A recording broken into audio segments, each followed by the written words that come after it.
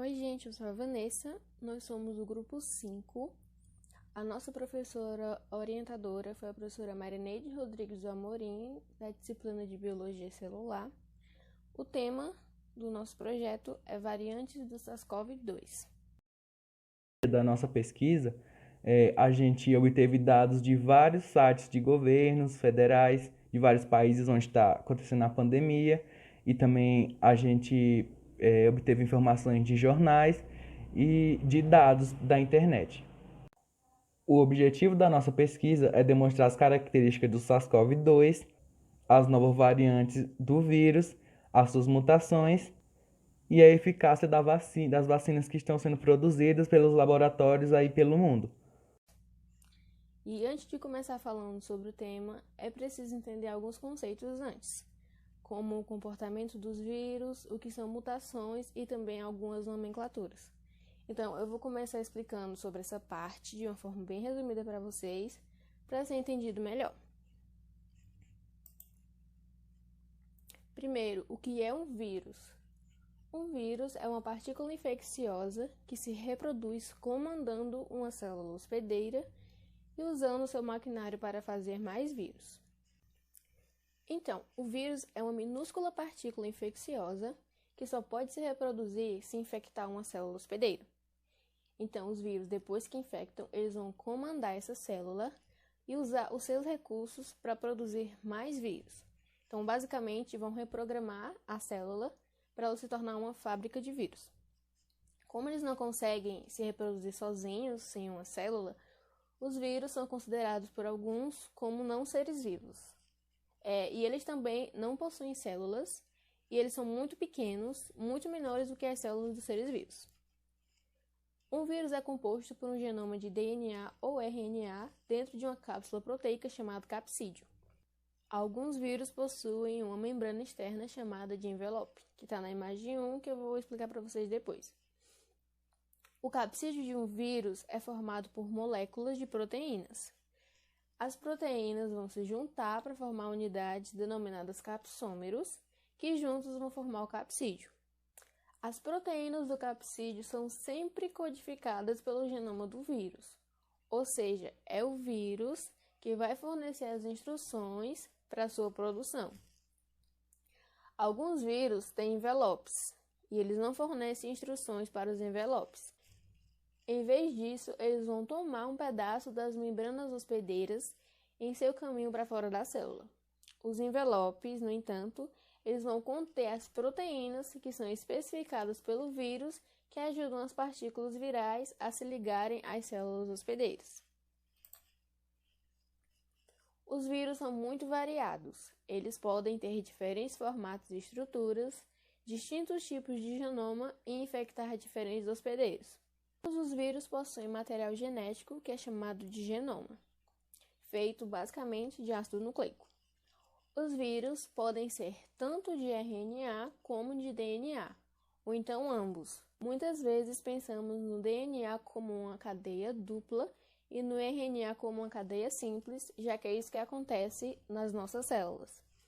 Entretanto, os vírus podem apresentar todas as combinações possíveis de encadeamento e tipo de ácido nucleico. Um DNA de cadeia simples e um RNA de cadeia dupla, por exemplo. Os genomas virais, ou seja, o material genético do vírus, também se apresenta de várias formas, tamanhos e variedades.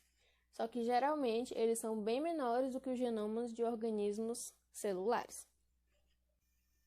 Os vírus se reproduzem contaminando suas células hospedeiras e reprogramando-as para se tornarem fábricas de fazer vírus. Normalmente, uma infecção viral é vista como uma série de sintomas que sentimos quando pegamos um vírus, como o da gripe, por exemplo. Em uma escala microscópica, uma infecção viral significa que vários vírus estão usando as suas células para fazerem cópias de si mesmos.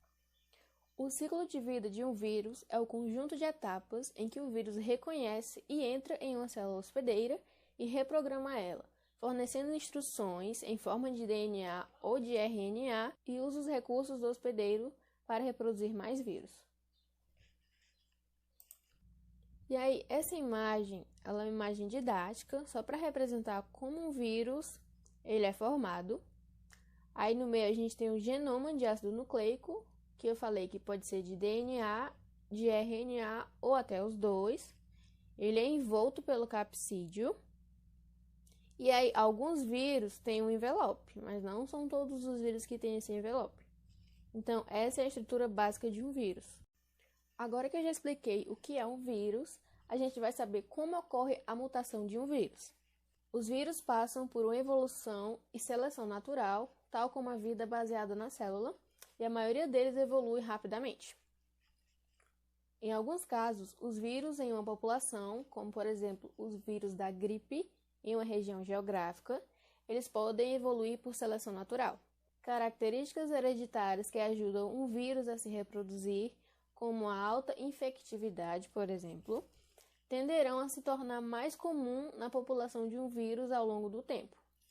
Os vírus não apenas evoluem, mas eles também tendem a evoluir mais rápido nos seus hospedeiros, como os humanos. Quando dois vírus infectam uma célula ao mesmo tempo, eles podem trocar material genético para se formar novos vírus misturados com propriedades únicas. Por exemplo, cepas da gripe podem surgir assim. A seleção natural só pode ocorrer quando tem matéria-prima correta, que é a variação genética. Variação genética significa que há algumas diferenças genéticas hereditárias em uma população.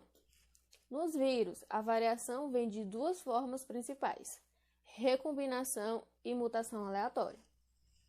Na recombinação, os vírus trocam pedaços de material genético, que pode ser de DNA ou RNA, e na mutação aleatória ocorre uma alteração na sequência do DNA ou do RNA de um vírus.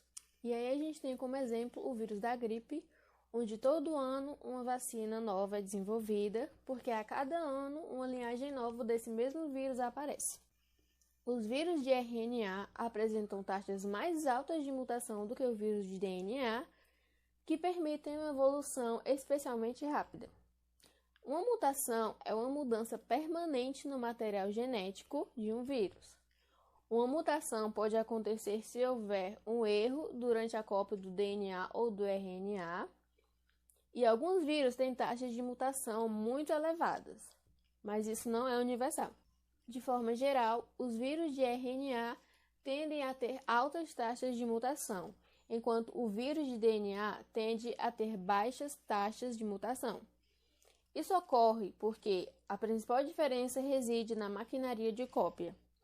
A maioria dos vírus de DNA copiam seu material genético usando enzimas da célula hospedeira, chamadas de DNA polimerase, que revisam esse DNA e reconhecem os erros e consertam enquanto realizam a cópia.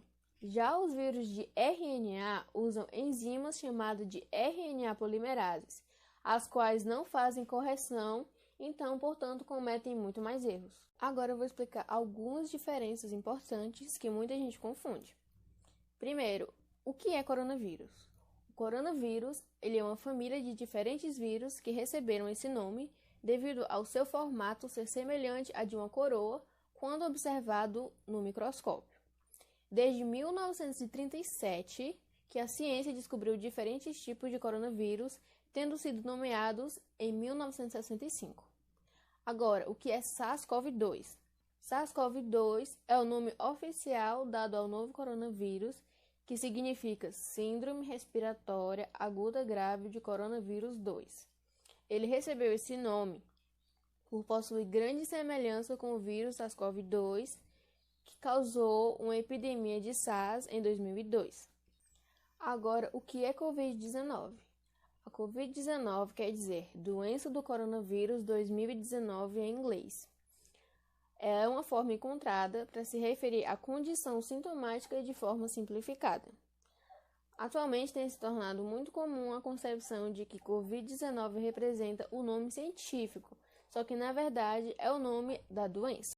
Agora a gente vai ver algumas características importantes do vírus SARS-CoV-2. O vírus SARS-CoV-2 é um vírus de ácido ribonucleico, RNA, cujo material genético é representado por uma molécula de RNA positivo. O vírus SARS-CoV-2 é classificado como RNA positivo por causa da sua direção no sentido 5', 3'. Isso significa que ele pode ser lido diretamente pelas estruturas celulares. É considerado um tipo de RNA mensageiro que, ao ser percorrido pelos ribossomos celulares, induz a produção de proteínas virais. Outra característica desse tipo de RNA é a presença da enzima replicase, chamada de RNA polimerase, a qual acompanha o vírus ou é produzida pela célula infectada, quando então a produção de uma molécula de RNA negativo ocorre a partir da molécula de RNA positivo, típica do vírus. A partir da molécula de RNA negativa, são produzidas inúmeras moléculas de RNA positivo, que são idênticas ao RNA original. Portanto, a molécula de RNA negativo serve como modelo para a produção de moléculas de RNA positivo, e cada uma delas descenderá do vírus que infectou a célula. Esses descendentes irão parasitar a célula e se reproduzirão no interior dela. O SARS-CoV-2 apresenta uma taxa de replicação muito maior por ter o genoma feito de RNA. Tal fato provoca erros com mais frequência na hora de replicar. Como eu já expliquei para vocês, a maioria dos vírus de DNA, elas vão copiar o seu material genético usando enzimas da célula hospedeira, chamadas de DNA polimerase, que elas vão revisar esse DNA e aí vão reconhecer e consertar os erros enquanto elas realizam a cópia. Já os vírus de RNA, elas usam enzimas chamadas de RNA polimerase, e essas enzimas não fazem correção igual às enzimas do DNA, então elas vão cometer muito mais erros. Então é por isso que vírus com RNA têm uma taxa de mutação muito mais alta do que vírus que têm o DNA. Essa imagem ela é a representação do vírus SARS-CoV-2. Aí do lado tem essas letras. O M ele é a membrana lipídica. O S é a espícula de contato do vírus com receptores celulares, que é essa espícula que o vírus vai usar para poder se conectar com as células do corpo humano. O E é o envoltório glicoproteico. Esse RNA que está aí na imagem é o RNA positivo, que é o material genético do vírus. E o N é o capsídeo proteico, como eu falei para vocês naquela outra imagem. Eu sou Caio Guilherme Nascimento. Eu vou explicar aqui sobre as variantes do SARS-CoV-2. Eu vou explicar aqui alguns conceitos importantes. Primeiro, a gente tem a mutação, como a Vanessa já explicou no começo. É uma mudança que ocorre de forma aleatória no material genético. A maioria elas vão ser irrelevantes e algumas podem ser até prejudiciais para a sobrevivência do vírus, mas outras podem torná-los mais infeccioso ou ameaçador para o hospedeiro. Variante. A variante pode ser entendida como o vírus que mudou durante seu processo de replicação. Quando essa mudança começa a aparecer, muitas vezes os especialistas eles vão fazer o sequenciamento do genoma. Aí, se essa mudança se fixar, isso vai configurar a variante do vírus. O vírus ancestral pode ter várias variantes, cada um pode conter várias mutações diferentes. Linhagem. É um conjunto de variantes que se originaram de um vírus ancestral comum. Quando a gente já tem várias variantes que se originam do mesmo local, essas variantes elas vão constituir uma linhagem. A linhagem nada mais é do que um grupo de vírus, variantes que se diferenciam, mas têm um ancestral em comum, que seria aquele primeiro vírus que foi identificado. Cepa. A cepa é uma variante ou um grupo de variantes dentro de uma linhagem que já se comporta um pouco diferente do vírus original. As cepas circulantes do vírus podem ser de linhagens diferentes ou a mesma linhagem pode ter várias cepas diferentes. Você pode ter variantes e linhagens que não apresentam nenhuma diferença em relação ao vírus original na forma de infectar, na resposta imunológica que ela vai provocar nas pessoas. Mas de repente pode ter um grupo de variantes que começa a se comportar de forma diferente. Quando dentro dessas variantes você já tem um grupo de variantes que se comportam da mesma forma e que já tem alguma modificação no comportamento no que ele vai causar dentro da pandemia, que é diferente do vírus ancestral, do vírus original, do primeiro vírus, e você já tem uma cepa. Então, para que uma variante desse vírus pode ser considerada uma nova linhagem, existem regras. A primeira regra é essa. A amostra viral tem que ter ao menos 95% do seu genoma sequenciado, ao menos uma mutação quando comparada à linhagem mãe. E a segunda, ser idêntica a ao menos outras 4 amostras virais irmãs. As mutações do SARS-CoV-2. A primeira letra dos nomes dessas mutações indica o aminoácido que foi substituído. O número é a sua localização na proteína e a última letra é o novo aminoácido que apareceu naquele local. Aí aqui a gente tem essas imagens, né? Então, nesse tópico de cima, as nomenclaturas vão se referir às mutações da variante B117. Já no tópico de baixo, as nomenclaturas vão se referir às outras mutações que já foram encontradas em algumas outras variantes do SARS-CoV-2.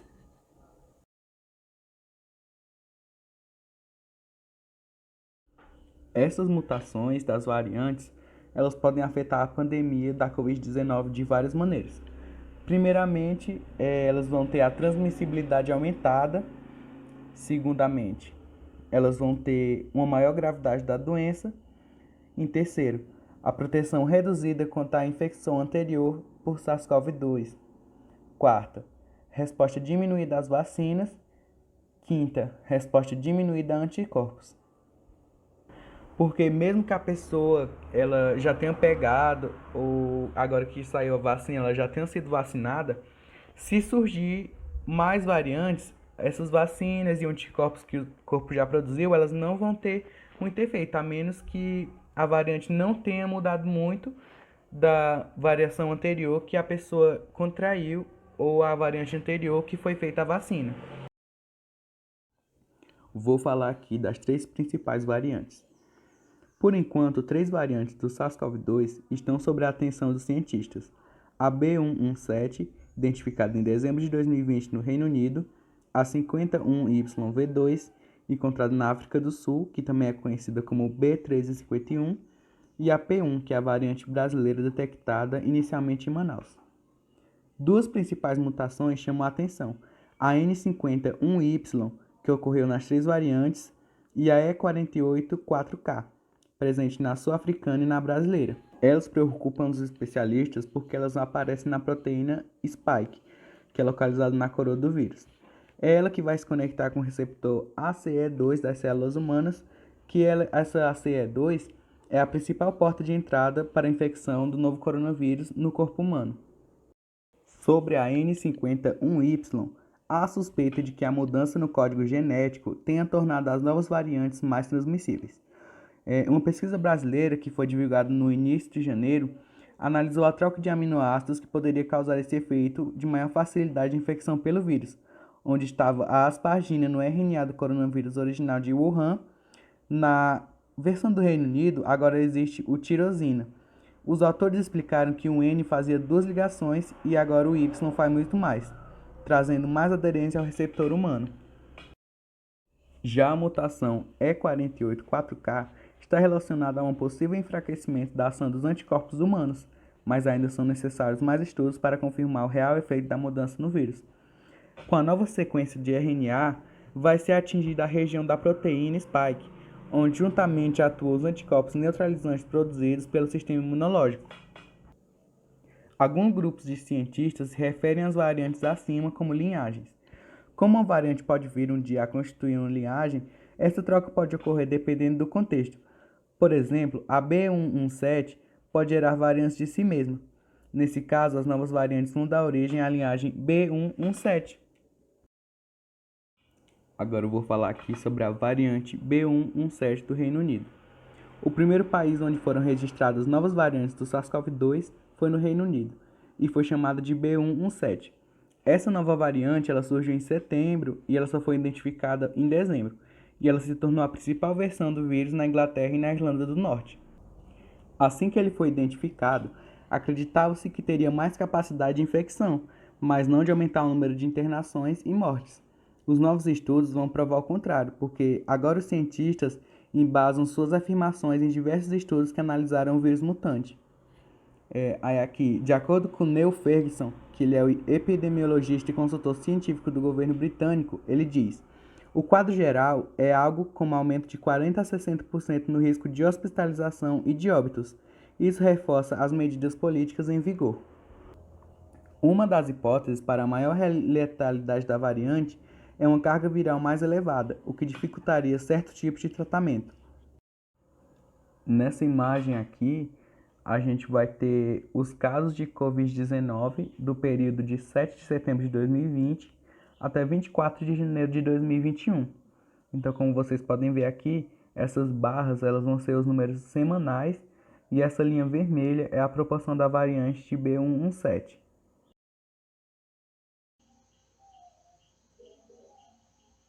Meu nome é Francisco do Nascimento Souza e eu vou falar um pouco mais sobre as novas variantes SARS-CoV-2. Autoridades sanitárias já se prepararam para o novo surto que possivelmente começa em março. O B117 já foi detectado em pelo menos 82 países. Março a maio de 2021. Cenários possíveis para epidemias nacionais. Azul. Novas infecções por SARS-CoV-2 devido a variantes antigas. Vermelho. Novas infecções por SARS-CoV-2 devido a novas variantes. À esquerda, as medidas de mitigação conseguem manter o número de casos baixo até a disponibilidade geral de vacinas para a população adulta. À esquerda, uma epidemia não controlada é alimentada pela maior transmissibilidade das novas variantes de SARS-CoV-2.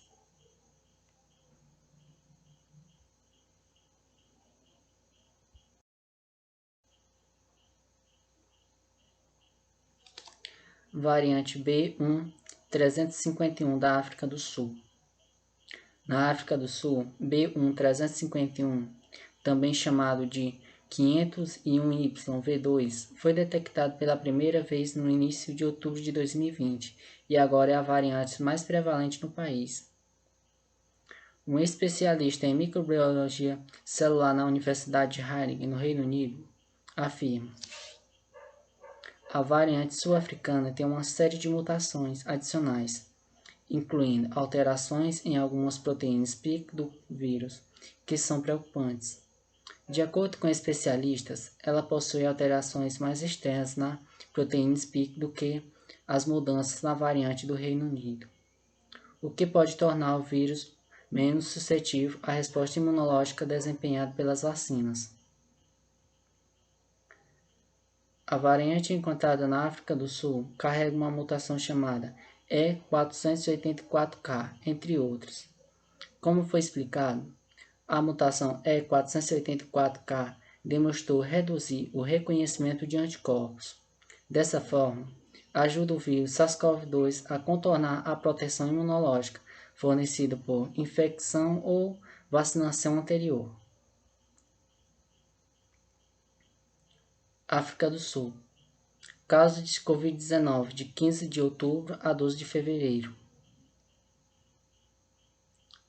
Os bloqueios são eficientes em relação ao B1.551. Após um pico da média contínua de 7 dias, em 11 de janeiro, o número de novos casos confirmados de SARS-CoV-2 por dia diminuiu rapidamente.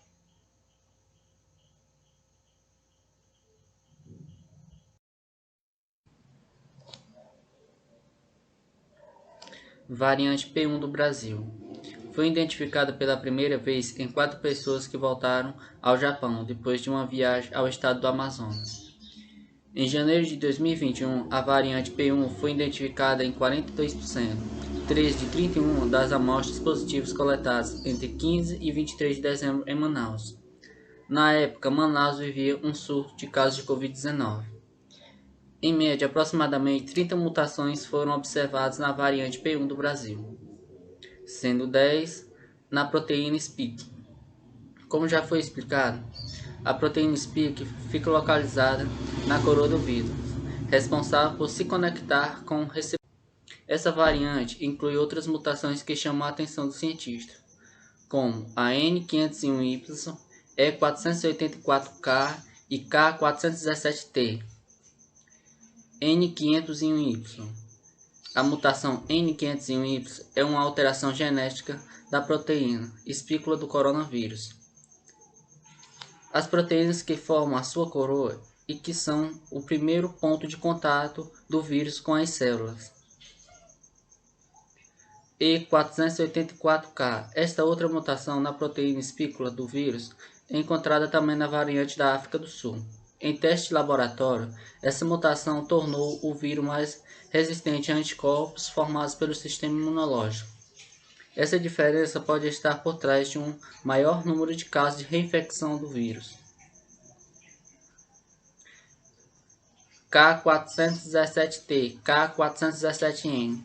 Essa mutação também permite que o vírus se encaixe de forma mais fácil nas células, aumentando o contágio. Ela também está presente na variante da África do Sul. Brasil, casos de Covid-19, de 15 de outubro a 12 de fevereiro.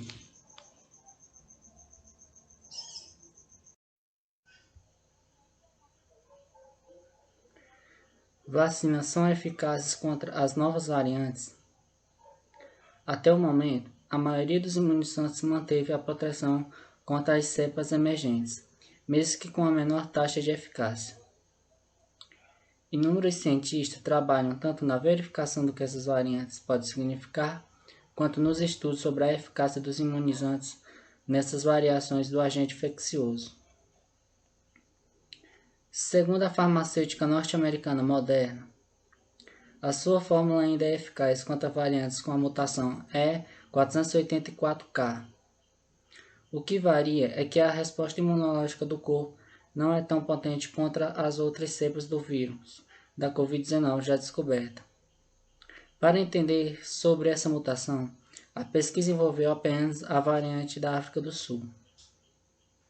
Além disso, outras vacinas, como a da Novavax e a outra da Janssen, farmacêutica Johnson & Johnson, também devem oferecer uma boa proteção contra essas variantes. Elas impedem casos graves de infecção. Por exemplo, para casos extremos em que, hipoteticamente, as vacinas percam sua capacidade de proteção, os cientistas da Pfizer Biotech já anunciaram que seria possível adaptar as fórmulas contra as novas mutações e de forma rápida. Mas especialistas confirmam que mesmo no pior dos cenários, as vacinas podem ser reformuladas e ajustadas para se adequar melhor ao vírus em questão de semanas ou meses, se necessário. Cientistas dizem que a atualização não é tão complexa. As vacinas contra o Covid-19 são versáteis. É possível, por exemplo, trocar um trecho ou mesmo adicionar novos pedaços ao imunizante. Então, gente, esse foi o nosso projeto integrador.